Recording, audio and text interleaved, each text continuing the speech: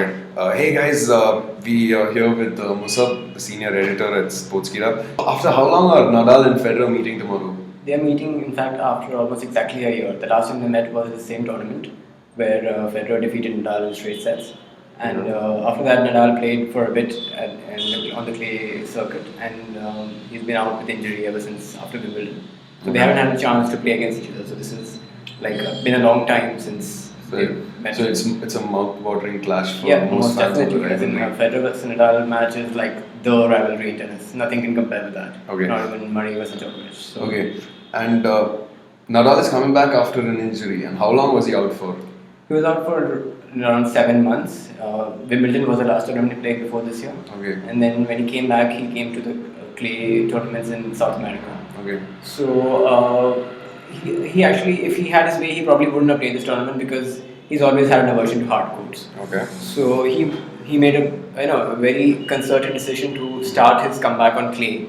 Okay. He played in Sao Paulo. He played in Acapulco, where he won the tournament. And this he's been very outspoken about it. Also, he's criticized. Yeah, Nadal has always had a bit of a problem with the schedule of tennis because it's very skewed towards hardcore tournaments. Yeah. Nadal would prefer to play on the natural surfaces like clay and grass, and there's a reason for that. The natural surfaces are a lot more easy on the body, especially for someone like Nadal who runs a lot, and for whom movement is very important. Yeah. So moving on the natural surfaces is a lot easier than moving on hard court. So it makes sense for Nadal to complain about it. But the calendar is as it is because of the way the fans respond to everything. So that can't be changed anytime soon. Okay. And Federer hasn't really made it to a final this year either. So both of them are. This must be an important match for both of them. Yeah, in fact, Federer has been struggling, I'd say, since last year, the World Tour Finals. He failed to make the final at the Australian Open. Okay. At Rotterdam, he lost to Julian Benito in what was like probably one of his worst performances ever. Okay. In Dubai, he had match points against Berdych and he lost from there. So he hasn't really, been at the top of his game lately. Okay. So it's very likely, and in fact, since Nadal is coming back from an injury, I'd say neither of them is at their best, at the peak. So this would more likely be a battle of attrition rather than a spectacular display of shot making because neither of them really has that form going into the match.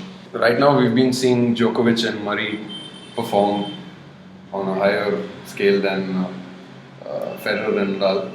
What do you have to? Do you think that the days of Federer and Nadal dominating the courts are over? Yes, I actually do think so. Federer is 31 years old now, Nadal is 26. He's still young by tennis standards, but if you consider the wear and tear he has had on his body, it's actually his body age maybe a lot higher than what it actually is. Exactly. So, and Murray and Djokovic especially has really taken the sport of tennis to a higher level, let's say, with their athleticism and the defense.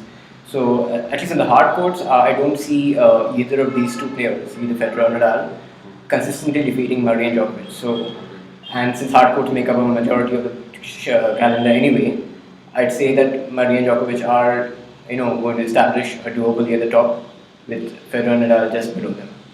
Although that could change, you never say. Last year Federer did regain the number one position and Nadal has always been good on clay. But at least going from the past 6 months, I'd say Murray and Djokovic are at the top of the sport right now. Okay, and what is your prediction for tomorrow? Who do you think is going to win?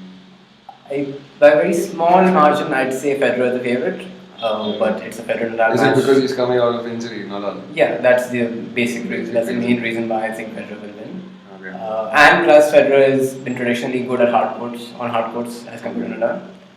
But you never know. Nadal is in Federer's head. That's been a given all these years. Yeah. Okay. And we'll get to see you again for a review of the game or something. Yeah. We'll follow Federer through the tournament, or we'll review a lot of games. Sure. Okay. Make sure you subscribe and check out the website for more articles from Musab and a lot of writers. There are a lot of articles on tennis. Check them out. See you.